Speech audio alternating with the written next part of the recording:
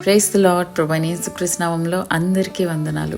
ఈ యొక్క 2026 సంవత్సరంలో ఇలాగున్న మిమ్మల్ని కలుసుకున్నటకు దేవుడు అనుగ్రహించిన కృపను బట్టి, జీవాన్ని బట్టి దేవునికి మాత్రమే మహిమ కలుగును గాక. ఆయన కృపలో మీ అందరూ కూడా భద్రంగా కాపాడబడి ఉన్నారని నమ్ముచున్నాను. దేవునికి స్తోత్రం.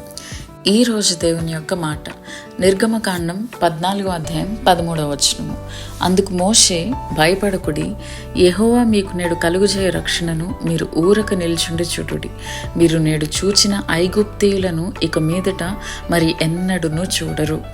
ఆమేన్. హల్లెలూయా. మనందరికీ ఈ కాంటెక్స్ట్ తెలుసు. ఇశ్రాయేలీల్ని మోషే ఐగుప్తులో నుంచి బయటకు తీసుకొచ్చి వాగ్దాన దేశంలోనికి నడిపిస్తూ ఉన్నారు. ఆ సమయంలో ఎదురుగా ఎర్ర సముద్రము అడ్డంకిగా ఉంది, వెనక ఫరో సైన్యం ఉన్నారు.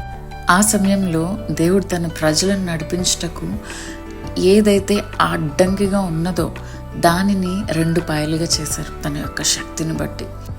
ఆరిండేళ్ల మీద ఇశ్రాయేలీలు వాగ్దాన దేశం వైపు నడుస్తూ ఉన్నారు. అక్కడితో అయిపోయిందా అని అంటే లేదు.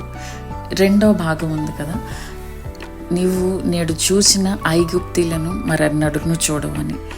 ఏదైతే ఎర్ర సముద్రము వారికి ముందు అడ్డంకిగా ఉన్నదో ఆ ఎర్ర సముద్రంలో మార్గం కలుగజేయడం మాత్రమే కాదు, కానీ అదే ఎర్ర సముద్రాన్ని యూజ్ చేసుకుని దేవుడు వారిని తరుముతున్న ఐగుప్తీలను నశింపచేసి ఉన్నారు. Hallelujah. This is so powerful. What a mighty God we serve.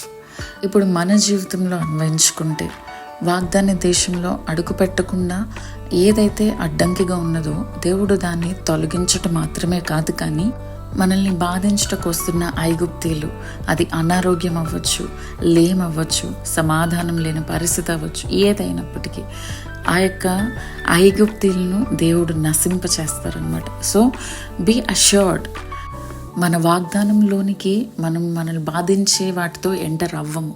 హల్లెలూయా.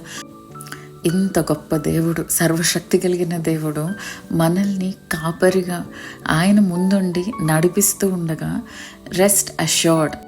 ఆయనే నా పరిస్థితుల్లో జోక్యం చేసుకున్నప్పుడు ముందెన్నడూ కని విని ఎరుగని విధంగా దేవుడు అద్భుత కార్యములు చేస్తూ ఉన్నారని నమ్మి ఆ యొక్క విశ్వాసంతో దేవుని స్తుతిస్తూ మనం నడిపించబడదుము గాక.